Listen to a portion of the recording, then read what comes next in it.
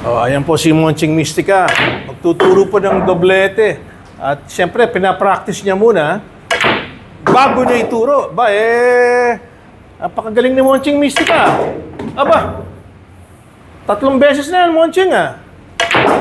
Perfect! Apat na tira, sir. Perfect! Ang mga tirang ganun, sir, yung mga doblete, talagang, nung araw, kaya ako hinangaan din. Naglalagay ako 10 bola dyan. Dinodoblete ko sa isang ano. Ang imagination ko lang, sir, pag nilalagay ko yung cue ball, parang ganyan lang yan, may butas dito. Oo. Parang victory. Okay. Yan. Napakadali. Pagka gusto nyo matuto, tandaan nyo, yung mga bank shot, matuturoan ko kayo ng gusto Sandali, yan. wala ka pang sinasabing Katulad technique nung doblete. Ito. Pero Katulad lahat yan. pasok. Oo. Okay, anong Katulad technique? yan, yan, ganyan. Yan, may pina na yan. Ito, ang imagination mo dyan, yan, ang ano ko dyan, ito, tinitignan ko yung sukat nito, ginaganon ko lang yung kamay ko. Ibig sabihin, yan dito yung pangalawang butas. Akala ko ang sinusundan mo yung mga... Ayan, walang dito. pinagkaiba yan, yung button, katulad ng button, dito yung button niya. O di yan ang susundin ko. Yan. Ina-adjust mo lang siya eh. Tapos, So, hindi pala kayo yung gagamitin mo. Susundan mo itong mga to. oh, yan. Okay, pwede rin yung kamay, iano mo lang siya. Kasi bibilangin mo, kukwentahin mo eh. Okay. Oh, ngayon, kwenta mo dyan, dahil sobra doon sa kalahati, dahil ito, 12 inches yan eh. O nasa mga ano, dito ka susukat ngayon. Oo, kukontrahin mo lang siya. Oo. Lalagay mo lang siya dito. Kasi isipin mo, ito yung ano, yung center ng object ball, di ba? Ginaganon ko lang siya, oh. O, ito yung ano niya. O, yan. Hanapin ko yung ano, kalahati nitong object ball. So, anong pinaka-technique ng doblete? Ay, ito pinakamagandang technique ng doblete. So, ano nga? Ano? Yung imagination mo, may butas dito.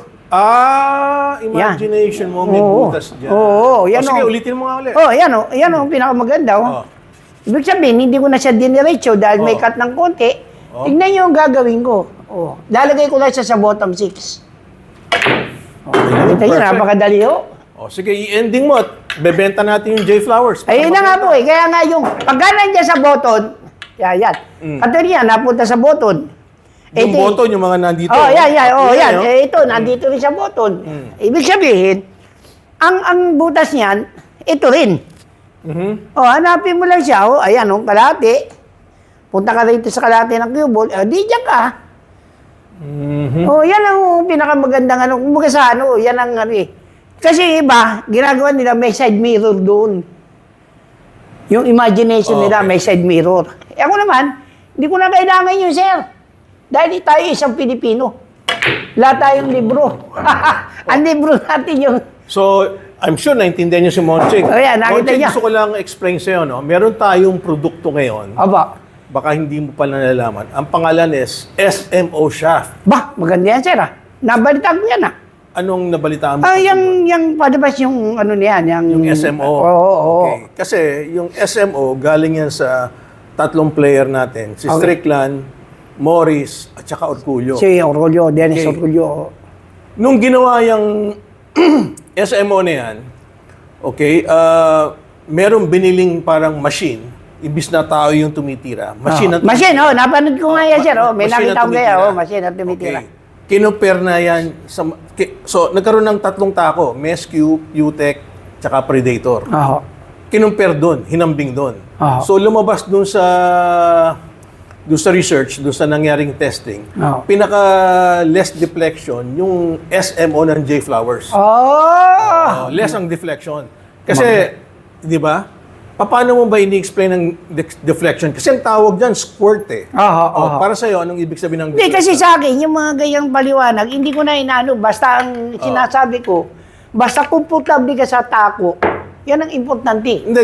Huwag natin pag-usapan yan. Pag-usapan natin. Ano ba sa tingin mo ang ibig sabihin ng deflection? Kasi alam mo yung mga pro... Yung sinasabing yung mga deflection. pro kasi is gusto nila low deflection eh.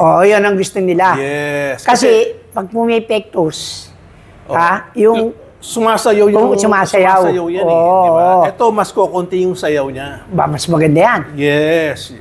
Kaya nga, ang problema lang, mas mahal yung shaft. Shaft pa lang, 22,000. Ay!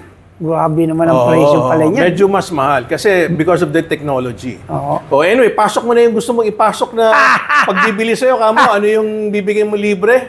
Chihuahuas na libre. Free delivery within Metro Manila. Within Metro Manila. Oo, yan. Libre na kayo 2 oras.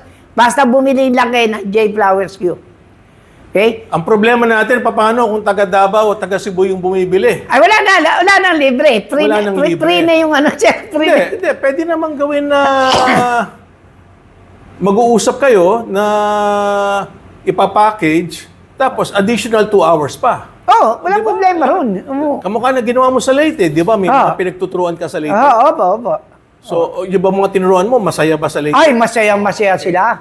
Oo. O sige, palag mo na, Monching. Sige, ako po si Monching Maestro Mistika. At kung gusto nyo po akong kontakin sa FB page ko o doon sa cellphone number ko na 0919-558-7634, 0906-563-4299. At huwag niyong kalimutan na ang J Flowers. Sa susunod po muli.